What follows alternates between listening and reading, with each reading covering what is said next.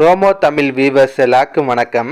இப்போ சிறகடிக்க ஆசை சீரியலில் விஜயா ரொம்ப திமிரா வளைவில் கழட்டி மீனா மேலே விட்டு எறிவாங்கல்ல, அதை பார்த்து அண்ணாமலை முத்து எல்லாருமே செம கடுப்பாயிடுறாங்க. அதுக்கும் விஜயாவை நல்லா திட்டுவாங்க. ஆனால் விஜயா என்னன்னாலும் சரி, என்னால் இந்த பூக்கட்டை விட்டெல்லாம் மன்னிப்பு கேட்க முடியாது, உங்களால் முடிஞ்சதை பார்த்துக்கோங்கன்னு சொல்லிட்டு கிளம்பிடுவாங்க. முத்துக்கெல்லாம் செம கடுப்பாது. கடைசியாக மனோஜை தான் பிடிச்சி திட்டுறாரு. எல்லா பிரச்சனையும் காண நீ தான்டா, இங்கே பாரு எனக்கு இந்த வளைவெல்லாம் தேவையில்ல, நீ தான் மீனாவோட நகையை விற்று, அதனால் நீ தான் அதை திருப்பி தரணும், ஒழுங்கா அதுக்கான பணத்தை கொடுன்னு கேட்குறாரு. ஆனால் மனோஜ் கொஞ்சம் கூட கூச்சமே இல்லாமல் என்கிட்ட இப்போதைக்கு அவ்வளோ பணம்லாம் இல்லை, அதனால என்னாலாம் திருப்பி தர முடியாதுன்றாரு. அதை கேட்ட முத்துக்கு இன்னும் கடுப்பாது. இப்போ பணத்தை தர முடியுமா முடியாதான்னு சொல்லிட்டு சண்டை கிளம்புறாரு. ஆனால் இடையில ரோஹிணி வந்து அந்த பணத்துக்கு அவங்க பொறுப்பேற்றுக்கிறதா சொல்கிறாங்க. ஆரம்பத்தில் முத்து நம்ப மாட்டாரு.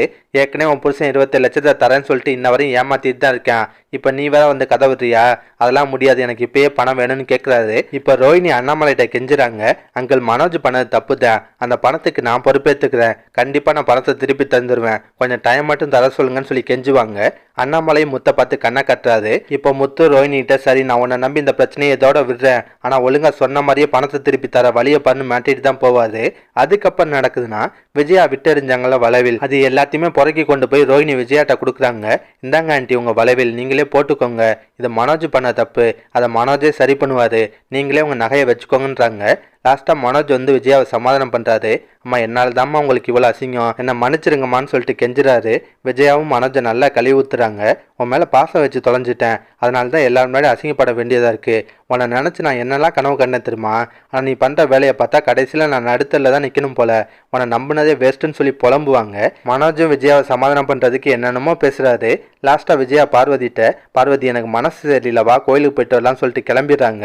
இவ்வளோ நேரம் சோகமாக பேசிட்டு இருந்த மனோஜ் வந்து ரோஹினிட்ட ஒரு டைலாக் விடுவார். யார் ரோஹினி அவசரப்பட்டு பணத்தை நீ தரேன்னு ஒத்துக்கிட்ட, அம்மா நகையை முத்துட்ட கொடுத்து பிரச்சனையை முடிச்சிருக்கலாம்ல, இப்போ பணத்தை எப்படி நம்ம தராதுன்னு கேட்குறாரு. அதை கேட்டோன்னு ரோஹினிக்கு செம்ம கடுப்பாது. நீலாம் ஒரு மனுஷனான்ற மாதிரி திட்டிட்டு போவாங்க. அந்த சீன் பார்க்க சூப்பராகவே இருந்துச்சு.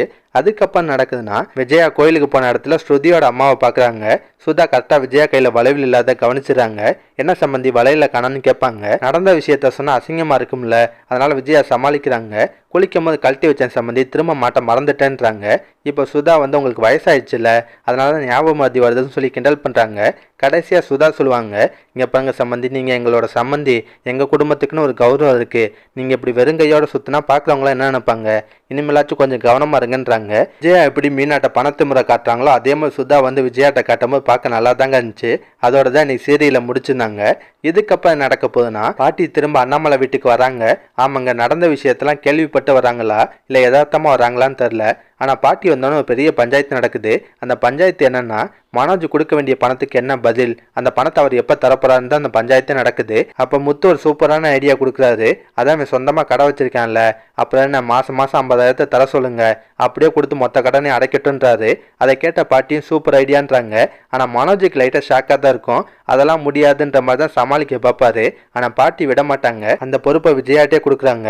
இங்கே பாரு விஜயா, மனோஜிட்ட மாதம் 50,000 பணத்தை வாங்கி தர வேண்டியது உன்னோட பொறுப்புன்னு சொல்லி கொடுக்குறாங்க. இதுக்கப்புறம் வேற என்ன நடக்க வாய்ப்பு இருக்குன்னா, மனோஜ் ரோஹினியும் பணம் திரும்ப கிடைச்ச விஷயத்த வீட்டில் மறைச்சிருக்காங்கல்ல, அந்த விஷயம் வெளியே வரலாம். அவங்க சூட்டோட சூட்டாக இந்த பிரச்சனையை ஆரம்பிச்சு அதுலேயும் மனோஜை மாட்ட வைக்கிற மாதிரி சீனா கொண்டாடலாம். இல்லைன்னா மனோஜ் ரோஹினி இப்போ தான் மாட்டியிருக்காங்க, அவங்கள உடனே போட்டு வெளுக்க வேணாம், இப்போ மீனாவை போட்டு அடிக்கலான்னு டேரக்டர் முடிவு பண்ணி மீனாவோட தம்பி வந்து விஜயாட்டேருந்து பணத்தை அடிச்சார்ல, அந்த விஷயத்த வெளியே கொண்டாடலாம். ஆமாங்க, அப்படி நடக்கும் வாய்ப்பு இருக்குது. ஒருவேளை அப்படி நடந்தால் விஜயாலேருந்து மனோஜ் ரோஹினி எல்லாருமே மீனாவை நல்லா அசிங்கப்படுத்துவாங்க. இந்த மாதிரி சீன் வரத்துக்கும் வாய்ப்பு இருக்குங்க. இதெல்லாம் பற்றி உங்கள் கருத்தை நான் மறக்காமல் கமெண்ட்டில் சொல்லுங்கள். இந்த வீடியோ பிடிச்சின்னா ஒரு லைக்கை தட்டுங்க. நம்ம சேனல் ப்ரோமோ தமிழ் ரிவ்யூ இதுவரை சப்ஸ்கிரைப் பண்ணலாம். ப்ளீஸ் கை சப்ஸ்கிரைப் பண்ணிக்கோங்க. நான் உடனே கொண்டு சீரியல் அப்டேட் கொடுத்துட்டே இருக்கேன். Bye guys.